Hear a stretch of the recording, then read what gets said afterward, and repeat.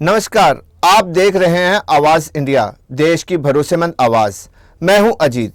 खबरों का सिलसिला शुरू करने से पहले आइए सबसे पहले एक नजर डालते हैं आज की हेडलाइंस पर। पीएम मोदी के नेतृत्व में नई ऊंचाई पर भारत अफ्रीका रिश्ते, साझेदारी बना मूल मंत्र। राहुल गांधी से जुड़ा मामला, रायबरेली से लखनऊ हुआ ट्रांसफर, हाईकोर्ट ने दिया आदेश। प्रदूषण पर सख्त हुआ सुप्रीम कोर्ट, दिल्ली एनसीआर में एमसीडी टोल बंद करने का दिया सुझाव। हिजाब विवाद पर उमर अब्दुल्ला ने नीतीश कुमार पर साधा निशाना, कहा यह शर्मनाक और अस्वीकार्य। ढाका मिशन की सुरक्षा पर भारत सख्त, बांग्लादेश के हाई कमिश्नर को किया तलब। अब खबरें विस्तार से। प्रधानमंत्री नरेंद्र मोदी के नेतृत्व में भारत और अफ्रीका देशों के संबंधों ने बीते एक दशक में नई दिशा और गति पकड़ी है। कभी सीमित माने जाने वाले अफ्रीका संबंध आज भारत की विदेश नीति का अहम स्तंभ बन चुका है। पीएम मोदी ने अफ्रीका को सिर्फ रणनीतिक साझेदार नहीं बल्कि समान भागीदार के रूप में देखा है।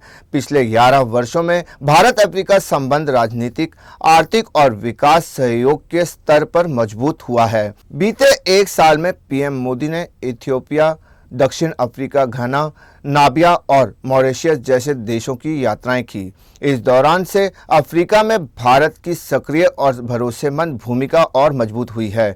भारत ने अफ्रीका में विकास को प्राथमिकता देते हुए सहयोग का नया मॉडल पेश किया है। प्रधानमंत्री मोदी की अफ्रीका नीति का मूल मंत्र रहा है विकास के लिए विकास, ना कि प्रभुत्व के लिए सहयोग। भारत ने शिक्षा, स्वास्थ्य, ऊर्जा और बुनियादी ढांचे के क्षेत्र में अफ्रीका देशों का खुलकर साथ दिया है। 2023 में G20 की अध्यक्षता के दौरान अफ्रीकी संघ को स्थायी सदस्यता दिलाना भारत की ऐतिहासिक पहल रही।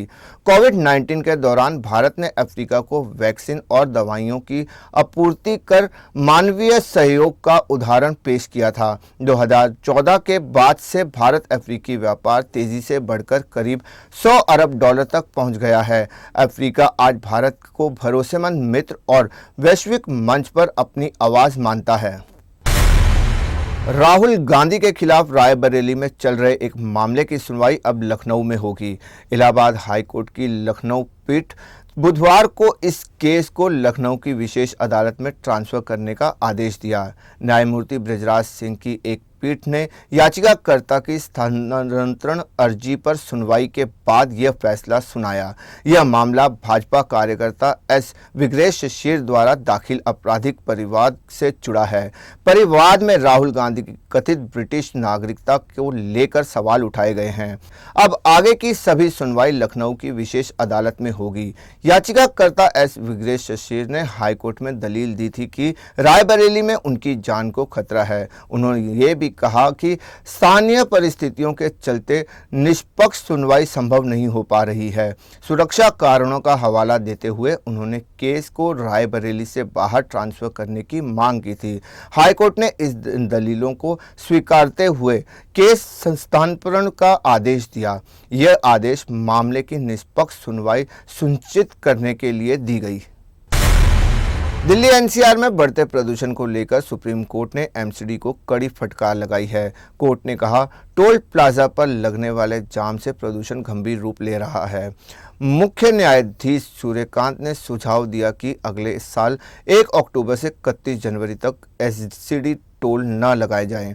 कोर्ट ने साफ कहा कि इस दौरान होने वाली आय की जरूरत नहीं है। टोल के कारण गाड़ियों घंटे जाम में फंसी रहती हैं, जिससे प्रदूषण बढ़ता है। कोर्ट ने एमसीडी से 1 सप्ताह में इस पर ठोस योजना पेश करने को कहा है। सुनवाई के दौरान कोर्ट को बताया गया कि Delhi Gurugram MCD toll plaza प्रदूषण की बड़ी वजह बन चुका है। कोर्ट ने एससीडी से टोल बूथ शिफ्ट करने पर भी विचार करने को कहा है। साथ ही एनएचएआई से विकल्प के तौर पर टोल वसूलकर एमसीडी को हिस्सा देने पर सोचने को कहा गया है। सीजेआई ने तल्ख टिप्पणी करते हुए कहा कि कल को पैसों के लिए कर्नाटक प्लेस में भी टोल लगा दिया जाएगा। टोल के कारण मुकदमेबाजी बढ़ती है और लोगों की रोजमर्रा की जिंदगी प्रभावित हो रही है। अदालत ने स्पष्ट किया कि 1 अक्टूबर से 31 जनवरी तक टोल बंद रखने का ठोस प्लान चाहिए। जम्मू कश्मीर के मुख्यमंत्री उमर अब्दुल्ला ने बिहार के मुख्यमंत्री नीतीश कुमार के एक मुस्लिम महिला का हिजाब छूने के मामले में कड़ी प्रतिक्रिया दी है। श्रीनगर में पत्रकारों से बात करते हुए उमर अब्दुल्ला ने इस घटना को अस्वीकार्य और पिछड़ी सोच के प्रतीक बताया। उनका कहना है कि इस तरह की घटनाएं पहले भी सामने आ चुकी हैं। उमर ने पीडीपी प्रमुख महबूबा मुफ्ती से जुड़ी एक पुरानी घटना का भी जिक्र किया। उन्होंने कहा, चुनाव के दौरान एक वैध महिला वोटर का बुर्का हटवाना भी उतना ही दुर्भाग्यपूर्ण था। उमर ने इसे उसी मानसिकता की कड़ी बताया। उन्होंने साफ किया कि हाल में महिला का सार्वजनिक अपमान नहीं होना चाहिए। उन्होंने इस घटना को लेकर नीतीश कुमार पर निशाना साधते हुए कहा कि अगर मुख्यमंत्री खुद अपॉइंटमेंट लेटर नहीं देना चाहते थे तो उन्हें पीछे हट जाना चाहिए था। किसी महिला को सार्वजनिक रूप से अपमानित करना पूरी तरह गलत है। उमर ने दावा किया कि धीरे धीरे नीतीश कुमार की सच्चाई सामने आ रही है। जिन्हें कभी धर्मनिरपेक्ष नेता माना जाता था, वहीं वित्त मंत्री निर्मला सीतारमण की टिप्पणी पर उन्होंने कहा कि जम्मू कश्मीर को विरासत में मिली आर्थिक मजबूरियों के साथ काम करना पड़ रहा है।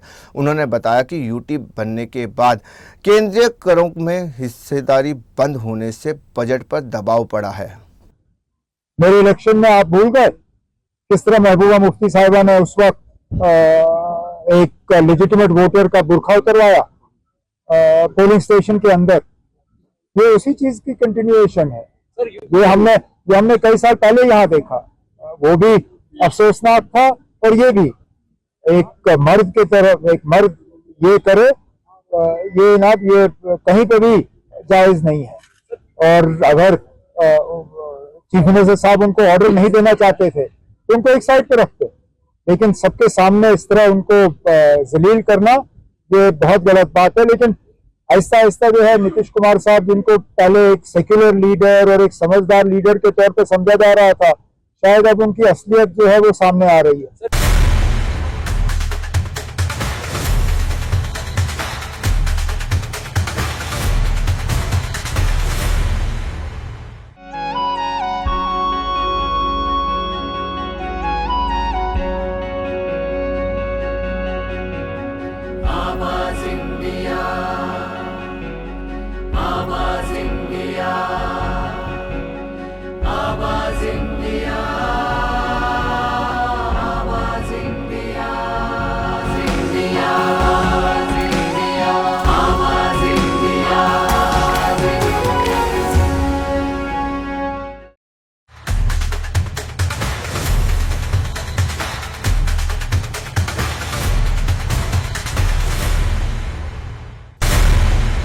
केंद्र सरकार ने ढाका स्थित भारतीय मिशन की सुरक्षा को लेकर कड़ा रुख अपनाते हुए बुधवार को दिल्ली में बांग्लादेश के हाई कमिश्नर एम रियाज अहमदुल्ला को तलब किया। विदेश मंत्रालय ने हाल के दिनों में ढाका मिशन के बाहर हो रहे विरोध प्रदर्शन और बिगड़ते सुरक्षा हालात पर गंभीर चिंता जताई। भारत ने यह कदम नेशनल सिटीजन्स पार्टी के नेता हसनात अब्दुल्ला के भारत विरोधी बयानों के बाद उठाया। अब्दुल्ला ने सार्वजनिक रूप से भारत के पूर्वोत्तर राज्यों को लेकर भड़काऊ टिप्पणी की थी। विदेश मंत्रालय ने हाई कमिश्नर को चरमपंथी तत्वों की गतिविधियों से अवगत कराया। भारत ने साफ किया कि मिशन की सुरक्षा से कोई समझौता नहीं किया जा सकता। बैठक के बाद विदेश मंत्रालय ने बयान जारी कर कहा कि ढाका में भारतीय मिशन के आसपास सुरक्षा को नुकसान पहुंचाने की धमकियों को गंभीरता से लिया गया है। भारत ने चरमपंथी तत्वों द्वारा फैलाए जा रहे झूठे नैरेटिव को खारिज किया और अंतरिम सरकार भूमिका पर सवाल उठाए। भारत ने स्पष्ट संकेत दिए कि पड़ोसी देश में भारतीय हितों और मिशनों की सुरक्षा सर्वोपरि है। कर्नाटक के शिवमोगा जिले से रिश्तों को शर्मसार करने वाला सनसनीखेज मामला सामने आया है। यह 1.5 महीने पहले छोटे भाई की गुमशुदगी की रिपोर्ट दर्ज कराने वाला बड़ा भाई ही उसका हत्यारा निकला। वारदात सोबरा टाउन की है, जहां आरोपी मालतेश ने पत्नी के साथ गलत संबंधों के शक में अपने भाई रामचंद्र की हत्या कर दी। पुलिस जांच के दौरान इस मामले का खुलासा हुआ। आरोपी ने हत्या के बाद शव को घर के पीछे बगीचे में दफना दिया था। जानकारी मिलने पर पुलिस ने गड्ढा खोदकर शव बरामद किया। फिलहाल आरोपी को गिरफ्तार कर लिया गया है। पुलिस के अनुसार 28 वर्षीय रामचंद्र अचानक लापता हो गया था, जिसकी रिपोर्ट उसके भाई मालतेश ने दर्ज कराई थी। जांच में मोबाइल टावर लोकेशन और पूछताछ के आधार पर सच्चाई सामने आई। मालतेश ने पूजा के बहाने रामचंद्र को जेडी गेरे के पास बगीचे में बुलाया, शराब पिलाई और खंबे से बांधकर गला घोंट दिया। हत्या के पहले ही उसने शव दफनाने के लिए गड्ढा खोद लिया था। परिवार को गुमराह करने के लिए वह खुद को बेगुनाह बताता रहा। पुलिस ने सबूतों के आधार पर पूरे हत्याकांड का पर्दाफाश कर दिया है। बॉलीवुड के चहेते अभिनेता रितेश देशमुख आज अपना 47वां जन्मदिन मना रहे हैं। इस खास मौके पर उनकी पत्नी और अभिनेत्री जेनेलिया डिसूजा ने सोशल मीडिया पर उन्हें बेहद खास अंदाज में जन्मदिन की बधाई दी। जेनेलिया ने रितेश के साथ रोमांटिक ब्लैक एंड व्हाइट तस्वीरें साझा की। तस्वीरों में दोनों ब्लैक आउटफिट में एक दूसरे पर प्यार लुटाते नजर आ रहे हैं। साथ ही जेनेलिया ने पति के लिए दिल छू लेने वाला भावुक नोट भी लिखा। पोस्ट सामने आते ही फैंस कपल की तारीफ करते नहीं थक रहे हैं। जेनेलिया ने अपने कैप्शन में लिखा कि इतने सालों बाद भी उनकी खुशी की वजह सिर्फ रितेश हैं। उन्होंने लिखा, रितेश उन्हें हंसाते हैं और हर मुश्किल में उनका साथ देते हैं। रितेश का गोल्डन हार्ट उन्हें हर दिन कुछ नया सिखाता है। उन्होंने अपने पति को अपनी ताकत और सबसे बड़ी खुशी बताया। पोस्ट के अंत में जेनेलिया ने लिखा, रितेश उनके लिए सब कुछ है और हमेशा रहेंगे। यह पोस्ट कपल के गहरे रिश्ते और मजबूत बॉन्ड की झलक दिखा रही है।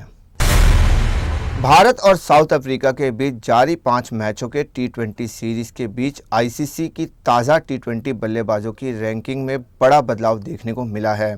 भारतीय ओपनर अभिषेक शर्मा 909 की रेटिंग के साथ पहले नंबर पर बने हुए हैं।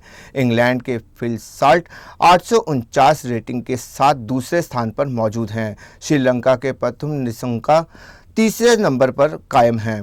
भारत के तिलक वर्मा ने शानदार प्रदर्शन के दम पर 2 स्थानों की छलांग लगाई है। तिलक अब 774 रेटिंग के साथ चौथे स्थान पर पहुंच गए हैं। उनकी इस छलांग से कई बड़े बल्लेबाजों को नुकसान हुआ है। तिलक वर्मा के ऊपर चढ़ने से इंग्लैंड के जॉस बटलर और पाकिस्तान के शहजादा फरहान को एक स्थान का नुकसान उठाना पड़ा है। वहीं मिचेल मार्श और टिम सिफर्ट को रैंकिंग में हल्का फायदा मिला है। इस बीच भारतीय कप्तान सूर्य कुमार यादव के लिए चिंता बढ़ गई है। सूर्य एक स्थान फिसलकर 669 रेटिंग के साथ 10वें नंबर पर पहुंच गए हैं। अब टॉप 10 से बाहर होने की कगार पर हैं। फिलहाल आवाज़ समाचार में बस इतना ही। आप देखते रहिए आवाज़ इंडिया।